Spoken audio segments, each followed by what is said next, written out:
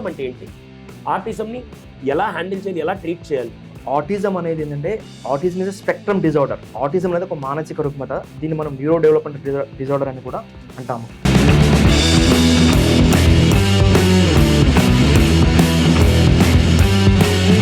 Autism ఇంతకు ముందు రోజుల్లో పోలిస్తే ఈ మధ్య పిల్లల్లో కూడా ఎక్కువ. మామూలుగా ఇది మనకి 2 నుంచి 3 సంవత్సరాల వయసులో ఈజీగా గుర్తుపట్టచ్చు. ఆటిజంలో వచ్చేది ఏంటంటే కమ్యూనికేషన్ ప్రాబ్లం. అంటే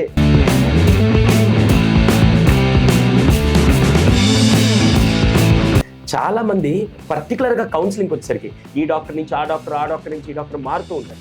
స్పీచ్ థెరపిస్ట్ ఉంటారు, ఆక్యుపేషన్ థెరపిస్ట్ ఉంటారు, బిహేవియర్ థెరపిస్ట్ ఉంటారు. సో వీళ్ళకి ఏంటంటే మనం అన్ని రకాల థెరపీస్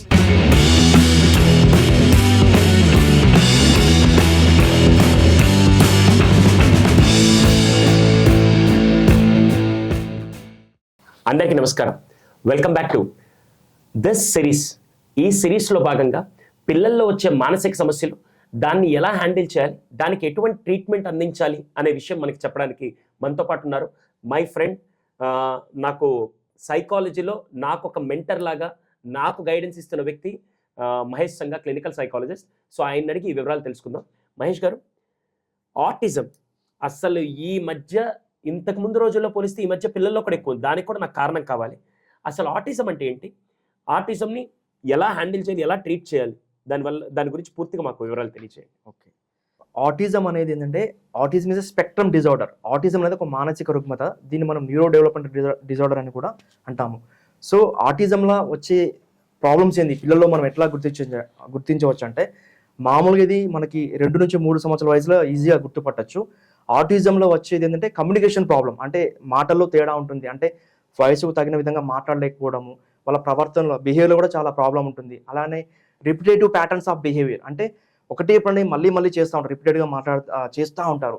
కొన్ని పదాలు కానీ చెప్పిన పదాలే మళ్ళీ మళ్ళీ చెప్పడం, ఒకటే రకమైన ఆటలను ఆడుతూ ఉంటారు. అంటే వాళ్ళకు అడాప్ట్ టు చేంజ్, అంటే వేరే దానికి ఎక్కువ అలవాటు పడరు. అంటే ఒకటే రకంగా ఉంటుంది. ఇంకా వీళ్ళని ఎలా గుర్తించవచ్చు అంటే మామూలుగా మనము మాట్లాడుతుంటే, ఎదుటి వాళ్ళకి మాట్లాడుతుంటే మనం ఫేస్ టు ఫేస్ చూస్తాం. బట్ వీళ్ళు చూడరు. అంటే ఐ కాంటాక్ట్ ఉండదు. అంటే కళ్ళలోకి కళ్ళు పెట్టి చూడరు. అలానే ఇప్పుడు మామూలుగా మనము పిల్లల్ని పేరు పెట్టి పిలిస్తే పలుకుతారు. వీళ్ళలో ఎలాంటి నేమ్ రెస్పాండ్, అంటే they doesn't respond name call. అంటే వాళ్ళు పేరు పెట్టి పిలిచినా కూడా పలకలేకపోతూ ఉంటారు. ఇంకోగా వాళ్ళకి సెన్సారీ రిలేటెడ్ ఇష్యూస్, అంటే ఎక్కువ శబ్దాలను భరించలేరు. లైట్ వేసినా కూడా ఐస్ బ్లింక్ చేస్తుంటారు. పెయిన్ కూడా, అంటే వాళ్ళకి మన సెన్సారీ ఆర్గాన్స్ అంటే వినడంలో తేడా ఉంటుంది. వాళ్ళ యొక్క స్పర్శలో కూడా తేడా ఉంటుంది.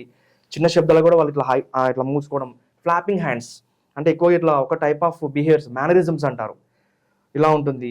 అలానే అటెన్షన్ కాన్సన్ట్రేషన్, అంటే ఈ ఆటిజంలో ADHD సిమ్టమ్స్ కూడా ఉంటుంది. అంటే వీళ్ళకి అటెన్షన్ కాన్సన్ట్రేషన్ ఉండదు. ఎక్కువగా సోషల్ విత్డ్రావల్, నలుగురిలో కలవలేకపోతుంటారు.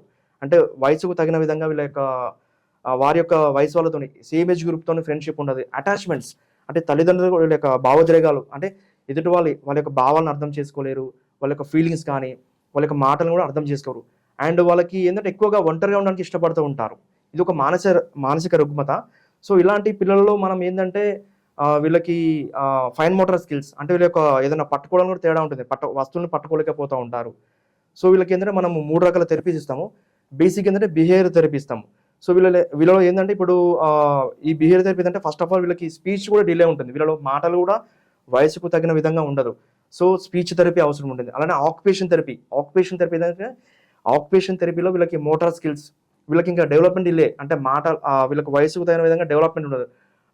నడవడం కూడా లేట్ అవుతుంటుంది. సో మనకి ఏంటంటే ఈ therapies important. So behaviour therapy ఏంటంటే వీళ్ళకి సిట్టింగ్ టాలరెన్స్, వీళ్ళ ఒక దగ్గర కుదురుగా కూర్చోరు, ఉరుకులు పరుగులు ఎక్కువగా ఉంటుంది. అటెన్షన్ కాన్సన్ట్రేషన్ పూర్తిగా ఉండదు. అంటే వాళ్ళకి ఏదైనా పని ఇచ్చినా కూడా పూర్తి చేయలేరు అనమాట. సో వాళ్ళని ఒక దగ్గర కూర్చునే విధంగా వాళ్ళకి సిట్టింగ్ టాలరెన్స్, ఎక్కువ సమయం కూర్చునే విధంగా మనం ట్రైనింగ్ ఇస్తాం. అంటే డిఫరెంట్ టాస్క్ ఉంటుంది బిహేవియర్ థెరపీలో. సో అలానే స్పీచ్ థెరపీ, దీనివల్ల మనకి స్పీచ్ థెరపీలో మా దగ్గర డిఫరెంట్ టైప్స్ ఆఫ్ థెరపిస్ట్ ఉన్నారు. స్పీచ్ థెరపిస్ట్ ఉంటారు, ఆక్యుపేషన్ థెరపిస్ట్ ఉంటారు, బిహేవియర్ థెరపిస్ట్ ఉంటారు. సో వీళ్ళకి ఏంటంటే మనం అన్ని రకాల థెరపీస్, స్పీచ్లో ఏంటంటే మాటలు నేర్పిస్తాము. అలానే ఆక్యుపేషన్ థెరపీలో ఏంటంటే వాళ్ళకి మనము సెన్సారీ రిలేటెడ్ ఇష్యూస్ కావచ్చు, ఫైన్ మోటార్ స్కిల్స్ ఇంప్రూవ్ అవుతాయి. బిహేవియర్ థెరపీలో మనకి ఏంటంటే అన్ని రకాల బిహేవియర్ ప్రాబ్లమ్స్ సాల్వ్ చేస్తూ ఉంటాము. సో వీళ్ళంతా చాలా ప్రొఫెషనల్ ట్రైనింగ్ ఉంటుంది. సో దీని ద్వారా మనం ఆటిజంని అధిగమించవచ్చు. అంటే చిన్నప్పుడు ఏ స్టేజ్లో తీసుకొస్తే మనం ఆటిజంని, అంటే చాలా మంది ఇప్పుడు పర్లేదు నిదానం నేర్చుకుంటాడని చెప్పి వదిలేస్తుంటాం. దానివల్ల ఇప్పుడు మీరు ఇక్కడికి తీసుకొచ్చేసరికి లేట్ అయితే దానివల్ల వచ్చే కాంప్లికేషన్స్ మళ్ళీ ఏమన్నా ఎక్కువగా ఉంటాయా? డెఫినెట్గా అండి. ఇప్పుడు మామూలుగా మనకి చెప్పాను కదా ఇంతకుముందు, కొద్దిమంది పిల్లల్లో మనం 1.5 ఇయర్‌లో కూడా గుర్తించవచ్చు. ఇంకా కొద్దిమంది ఏంటంటే అటాచ్‌మెంట్ వాళ్ళు ఎక్కువ. ఏంటంటే మనము ఇప్పుడు వాళ్ళని ఏదైనా పిలిచినా కూడా వాళ్ళు రెస్పాండ్ అవ్వరు. మనం మాట్లాడేది వాళ్ళకి అర్థం అవ్వదు. సో పేరు పెట్టి పిలిచినా కూడా పలకరు. మామూలుగా 2 ఇయర్స్ పిల్లోడు ఏంటంటే ఐ కాంటాక్ట్ ఇవ్వకపోవడము, సోషల్ స్మైల్ అంటే మనం నవ్వినా కూడా రిప్లై ఇవ్వలేకపోవడము, ఇవన్నీ కూడా సైన్స్ గుర్తించవచ్చు ఈ లక్షణాలను కూడా. తర్వాత వాళ్ళకి పట్టుకోవడం కూడా తేడా ఉంటుంది. అంటే ఈ ఫైన్ మోటార్ స్కిల్స్, ఇప్పుడు పెన్ ఇచ్చినప్పుడు ఇప్పుడు మామూలుగా ఈ ఫింగర్, ఇప్పుడు ఇండెక్స్ ఫింగర్ అండ్ ఈ థంబ్ ఫింగర్ ఇలా పట్టుకోవడంలో తేడా ఉంటుంది. బాటిల్ ఇచ్చినా పట్టుకోలేకపోతారు. ఇవన్నీ కూడా సెన్సారీ రిలేటెడ్. సో ఇవి మనం గుర్తించవచ్చు. ఆ తేడా అనేది గమనించవచ్చు. సో మనం ఎర్లీగా అంటే కొద్ది మందిలో లేట్ అవుతుంది. బట్ మీరు 3 ఇయర్స్ లోపు అంటే 2.5 ఇయర్స్ మధ్యలో తీసుకొచ్చినా కూడా ఛాన్సెస్ చాలా స్పీడ్ ఉంటుంది రికవరీ. బట్ మనం ఎప్పుడో వదిలేసాం అనుకోండి, అంటే మా వాళ్ళకి కూడా లేట్ అయింది అని కొద్దిమంది పేరెంట్స్ చెప్తా ఉంటారు. మా పిల్లలకు కూడా లేట్ అయిందని చెప్పేసి.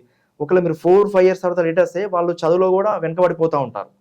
నాకు ఇక్కడ ఇంకో విషయం, ఇప్పుడు ఈ థెరపీ కూడా రెగ్యులర్ గా అంటే ఒకసారి వస్తే 1 డేలో సరిపోతుందా, లేకుంటే ఇది రెగ్యులర్ ఇంటర్వెల్స్ లో ఉండదు? ఎందుకంటే మీరు చెప్పిన బిహేవియర్ కానీ, మీరు చెప్పిన ఫైన్ మోటార్ స్కిల్స్ నేర్పించాలంటే రాగానే ఇలా ఒక టాబ్లెట్ వేసి నేర్పించేది, ఒక మంత్రం వేసి నేర్పించేది కాదు. సో దానికి మినిమం ఎలా చెప్పొచ్చు, ఎంత డ్యూరేషన్ ఉంటుంది, ఎలా ఉంటుంది? ఓకే, యాక్చువల్లీ ఇక్కడ మీరు మంచి పాయింట్ అడిగారు. చాలా మంది ఏంటంటే ఇప్పుడు ఫిజికల్ ప్రాబ్లం అనుకోండి, ఇప్పుడు మామూలు మనకి ఫీవర్ వస్తే దానికి ఒక 5 డేస్ కోర్స్ ఉంది, 5 to 10 days, ఒక 2 weeks, it's depend on the problem. So మనకి ఇప్పుడు జ్వరం వచ్చింది అనుకోండి, ఒక టాబ్లెట్ వేసుకుంటే మనకి ఒక 1 hourలో టెంపరేచర్ తగ్గిపోతుంది. బట్ ఈ ఆటిజం అనేది ఒక మానసిక రుగ్మత, ఇది ఒక నాడీ రుగ్మత. ఇది ఏంటంటే మెదడుకు సంబంధించింది. సో దీనికి ఒక థెరపీ ఉంటుంది. ఇది కూడా చెప్పాను. ఇక్కడ ఏంటంటే ప్రతి పిల్లడు ఒక ప్రత్యేకంగా ఉంటారు. ఇది కూడా ఏంటంటే మనకి it's depend on severity, mild moderate severity అని చెప్పాం కదా.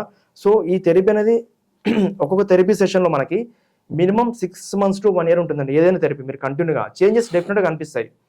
సో ఇది ఒక్క రోజులో వచ్చేది కాదండి, ఇది కంటిన్యూ ప్రాసెస్. ఒక థెరపీలో మనం 40 minutes టైం తీసుకుంటాము. అలానే ఈ థెరపీ తీసుకున్నప్పుడు మనం ఇప్పుడు థెరపిస్ట్ అనేది ఏంటంటే వాళ్ళకి 40 minutes టైం స్పెండ్ చేస్తారు థెరపీలో. బట్ పేరెంట్స్ కూడా ఏంటంటే ఆ థెరపిస్ట్ మీకు టెక్నిక్స్ చెప్తాడు, మళ్ళీ మీరు ఇంటి దగ్గర కూడా ప్రాక్టీస్ చేయించాలి. ఇది కంటిన్యూ ప్రాసెస్ అండి. ఇది మీకు ఇంప్రూవ్మెంట్ రావాలంటే 6 నెలలు మీకు తేడా కనిపిస్తుంది. అంటే మీ బాబు మా దగ్గరికి వచ్చినప్పుడు రాకముందు ఎలా ఉన్నాడు, వచ్చినప్పుడు ఎలా ఉండదు, ఆబ్వియస్గా ఏంటంటే ప్రోగ్రెస్ అనేది ఉంటుంది. బట్ ఒకేసారి మీరు అనుకున్నంత రిజల్ట్ అయితే ఉండకపోవచ్చు. ఎందుకంటే ఆల్రెడీ వాళ్ళకి డిలే ఉంది. ఆ డిలే ఏంటంటే గ్రాడ్యువల్గా ఇంప్రూవ్మెంట్ అయితే ఉంటుంది. బట్ మీకు చాలా పేషెన్స్ ఉండాలి అండ్ థెరపిస్ట్ చెప్పిన పద్ధతులు మీరు ఇంటి దగ్గర కూడా అప్లై చేయాలి. సో థెరపిస్ట్ అయితే ఎంత ఎఫర్ట్ పెడతారో మీరు దాన్ని ఛాలెంజింగ్ తీసుకొని ఫోకస్ చేస్తే డెఫినెట్గా మీరైతే చేంజెస్ 100% ఉంటుంది.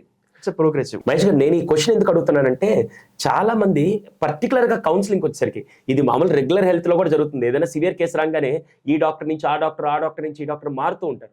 దానివల్ల వచ్చే నష్టం ఏంటో మీకు ఫిజికల్గా ఎలా జరుగుతుంది, ఇక్కడ మానసిక సమస్యలకు వచ్చినప్పుడు కూడా డిప్రెషన్, సాడ్, మామూలుగా యాంగ్జైటీ మీద, లేకుంటే ఓసిడీ కానీ, ఇంకా పిల్లల బిహేవియర్లో ఆటిజం కానీ, ADHD వచ్చినప్పుడు చాలా మంది ఏం చేస్తారంటే ఈ సైకాలజీ దగ్గర నెల రోజులు ట్రీట్మెంట్ తీసుకొని నాకేం కనబడట్లేదండి, ఇంకో సైకాలజీ దగ్గరికి వెళ్ళి అక్కడ నెల రోజులు అంటే, మీరు మారినప్పుడల్లా వాళ్ళ ట్రీట్మెంట్ మళ్ళీ 0 నుంచి స్టార్ట్ చేయాలి.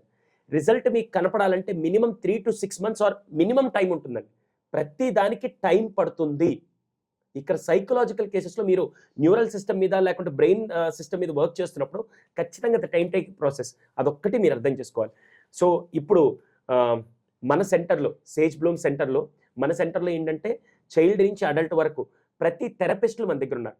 అందరూ వాళ్ళు ప్రతి కేసుని హ్యాండిల్ చేసే థెరపిస్టులు మన దగ్గర ఉన్నారు. కాబట్టి మీకు ఒకవేళ నమ్మకంతో ఎవరు సైకలాజికల్ కేసెస్ని సూపర్గా హ్యాండిల్ చేయగలుగుతారంటే మాత్రం 200% జస్టిఫికేషన్ ఇవ్వడంలో మాత్రం our team is there. So మీకు ఎప్పుడైనా సరే మానసిక సమస్యలు ఉంటే మాత్రం సింపుల్గా ఈ స్క్రీన్ మీద కనపడే నెంబర్కి ఒకసారి కాల్ చేయండి. డిస్క్రిప్షన్లో అడ్రస్ కూడా ఉంది, మీరు ఎప్పుడైనా రీచ్ అవ్వచ్చు. ఎక్స్పర్ట్ క్లినికల్ సైకాలజిస్ట్ మహేష్ సంఘ ఎప్పుడు అక్కడే ఉంటారు. నేను కొన్ని రోజులు అవైలబుల్గా ఉంటాను.